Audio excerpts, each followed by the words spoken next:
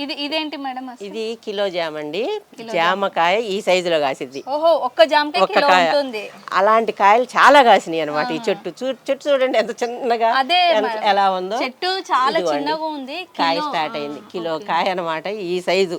నేను మిద్ది మీద పండించింది నేనే అనుకుంటా. కిలో జామ అయితే అప్పుడు కాయలు అన్ని కాయలు రప్పించింది నాకు తెలిసినంత వరకు. తర్వాత ఇది స్టార్ ఫ్రూట్. జామలు రకరకాల జామలు చాలా ఉన్నాయి, చూపిస్తా మీకు. జామ ఏంటంటే ఎప్పుడు సంవత్సరం అంతా మనం తినొచ్చు. ఒక చెట్టు పోతే ఓ చెట్టుకుంటూనే ఉంటాయి. ఇలా సొంతంగా మనం పండించుకొని తినే పండ్లు ఆ తృప్తి వేరు. ఎందుకంటే మన కళ్ళ ముందు పెరుగుతుంది, మనమే వేస్తాము. ఆ పండు పెరిగి కాయ కాసి మన చేతిలోకి వస్తే ఆనందం వేరుంటుంది. అసలు మీ ఫేస్ లో బాగా తెలిసిపోతుంది ఆ సంతోషము. అది ప్రతి ఒక్కళ్ళు అనుభవించాలన్నమాట. అదే చెప్తూ ఉంటాను నేను. ప్రతి ఒక్కళ్ళు ఆ పండు పండించినప్పుడు వాళ్ళకి దాంట్లో ఉన్న ఆనందం ఏంది, ఇంకా ఎన్ని పండించాలి, ఇంకా ఎంత, అది ఇది అయితే వచ్చింది అనమాట. ఇన్స్పిరేషన్ వచ్చింది, పండించడానికి ప్రయత్నం చేస్తారు.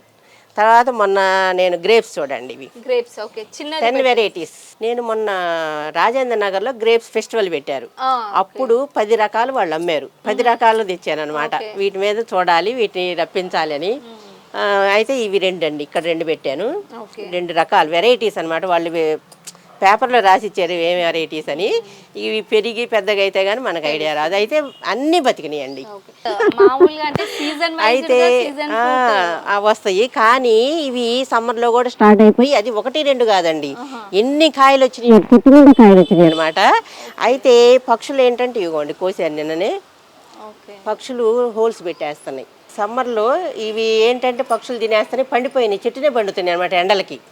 అందుకని పోసేసాను. మీరు ఒక టేస్ట్ చేయండి ఎలా ఉందో. నిన్న మా బాబు తిన్నాడు.